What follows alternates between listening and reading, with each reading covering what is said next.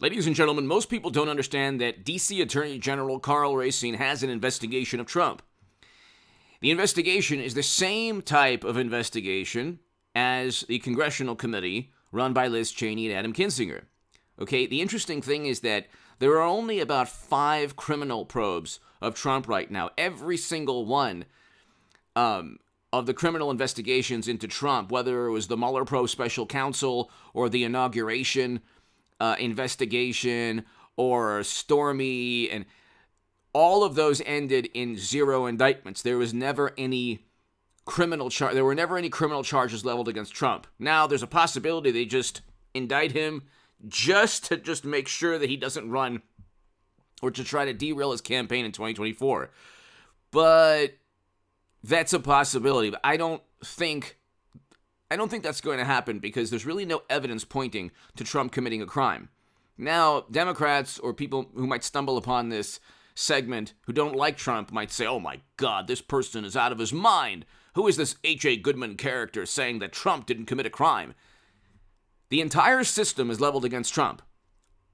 The Democrats have had the House, the Senate, the executive, every major newspaper, CNN, MSNBC, the Washington Post, the New York Times, all the investigative journalism is geared towards trying to find a crime that Trump committed. They can't find anything, okay? If you go to justsecurity.org, it lists about 5 ongoing criminal cases. Now, the D.C. Attorney General is investigating Trump. That's one of the criminal cases. A criminal investigation into Trump's finances, Trump versus Vance and Trump versus Deutsche Bank, but that they haven't found anything. A grand jury, basically, the grand jury is no longer in existence now, and so for one of the cases, and Letitia James, the Attorney General of New York, dropped contempt charges, and I talked about that in the segment prior to this one. So they don't have any evidence that he inflated his net worth, which is hilarious because New York is the most expensive, has the most expensive real estate and commercial real estate on the planet. If it's not the most expensive, along with Tokyo and a couple of other cities, it's up there. Okay, either the most expensive or one of the 3 or 4, highest valuations in terms of real estate and property. But so you have Karl Racine in D.C. investigating Trump. His investigation isn't going to find anything that the congressional panel didn't find because the congressional panel has a lot more resources, has been investigating longer, and Liz Cheney has basically abandoned any indictment of Trump. They can't charge him with a crime. They haven't found anything. Otherwise, they would have sent the head of the committee, okay, the chairman of the committee, I should say, already stated they're not going to send any criminal referral. This was a couple days back. So they're not sending any criminal referral. The committee in Congress is not sending a criminal referral against Trump, which means that the D.C. investigation, the D.C. Attorney General investigation into Trump isn't going to lead to anything because the 1.5-year investigation didn't find anything in Congress. Then you have the two criminal probes in New York where the grand jury is no longer there, and Letitia James just dropped the contempt charges, so that those 2 are winding down. They couldn't find anything with his tax returns, and they couldn't find anything with him allegedly inflating his net worth, which is the most hilarious accusation. Anyway, then there's a couple of other ones, one in Fulton County, which they're not going to find anything because it's difficult to accuse Trump of pressuring anybody. They can't even really find a legal statute that he broke, other than he was just mean and horrible, and the quote that they attribute to him is taken out of context. So anyway, then there's a Trump Organization golf course in Westchester, and that's almost certainly not going to lead to anything. That there's a criminal case regarding his golf course. Okay. Then there's something that almost certainly will not lead to anything. A National Archives referral for mishandling classified material. This is, of course, hilarious. William Barr, who's not really a fan of Trump, but who actually did some pretty good things in starting the Durham Probe Special Counsel, has stated there's like nothing there at all. Okay, so they were his documents. He was president, and he's allowed to actually remove documents that belong to him. Anyway, because he can classify and declassify things as president. Anyway, ladies and gentlemen, so there's about five. So you have the National Archives investigation, nothing.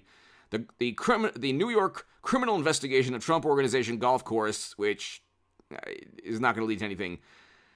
The influence investigation, that's not going to lead to anything because there are no quotes where he actually ordered somebody to commit a specific criminal act. They take his quotes out of context.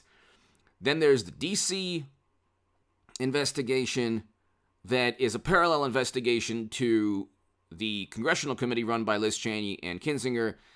They haven't really found anything at all where he deliberately committed a crime. Then there's criminal investigations into the Trump finances, where there's two separate cases, both of which are winding down because they just can't find anything. Does this mean they're not going to indict Trump? I keep telling my viewers, I would not be surprised, although I would be, let's just put it this way, I would be surprised but not shocked or stunned if one day in the future we find out that Merrick Garland decided to indict Trump and for, a crime he didn't commit. And what would happen is you'd have a trial right before November of 24. Okay? The Democratic Party has really nothing that it can say that it did successfully. That there are no accomplishments, zero accomplished. The economy is in free fall. So, oil and gas prices have momentarily dropped. They will go back up for a number of reasons. I'll explain that in the Stock Market Crash channel. So hit the subscribe to the Stock Market Crash channel and the Bitcoin Crash to 10,000 or lower. I took a couple days off of both channels, but I will be back today doing a lot of videos on both channels. Now, Democrats are in free fall. They can't point to any major legislation, even legislation that would help their constituents. They really can't point to anything because the economy, the whole point of being a Democrat is to look in the mirror and say, I'm helping poor people. I'm helping people who are impoverished or living in dire circumstances. Or I'm helping these people rise up from, a terrible situation. I am being moral and ensuring that people have a social safety net.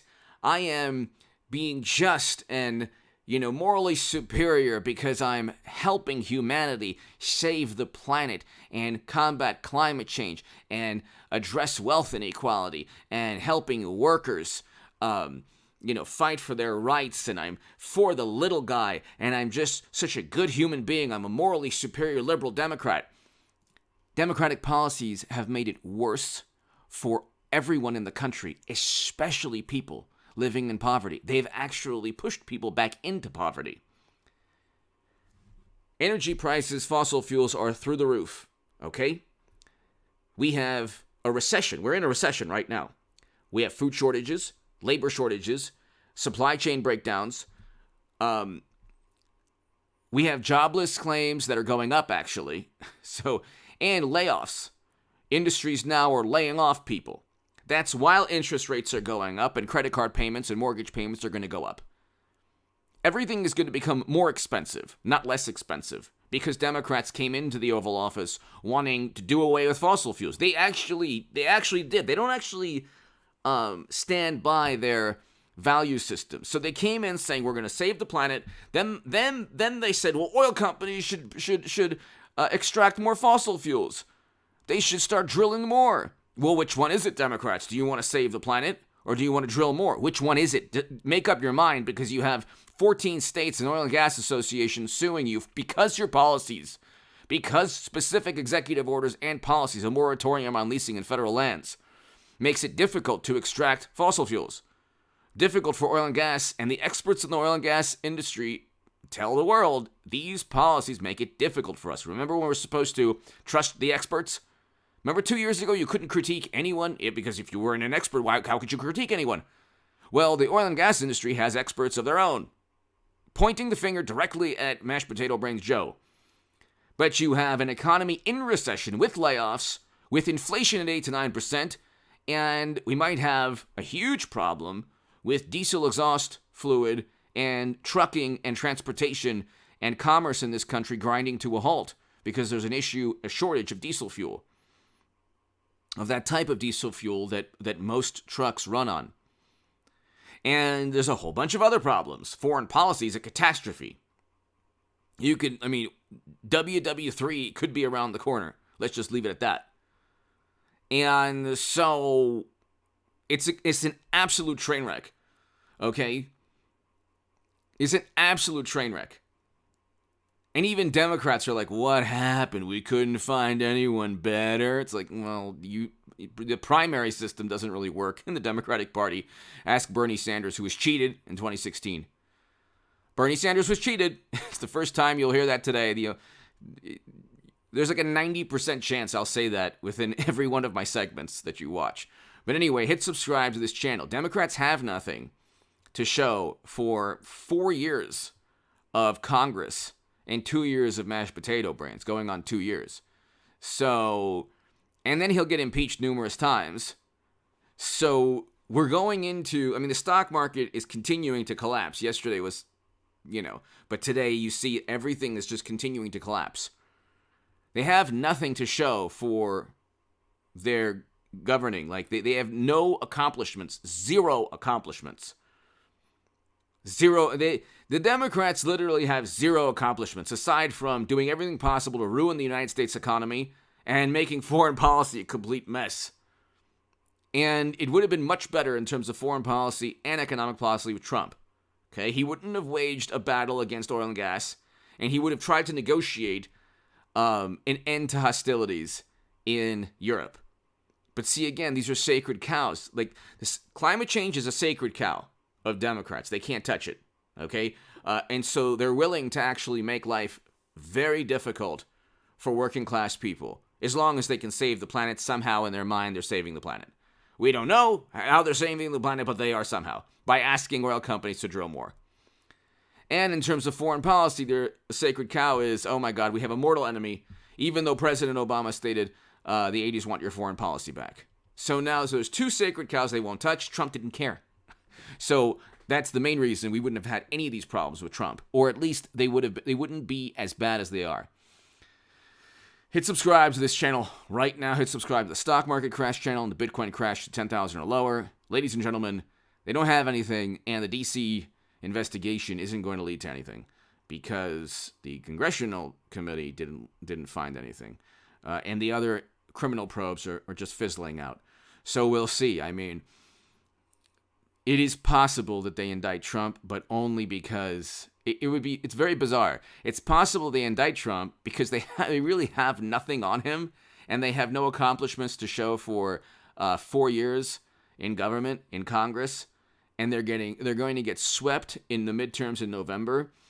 So if they set up and frame Trump, it wouldn't be beyond reason that they would then just indict him just to see if something sticks.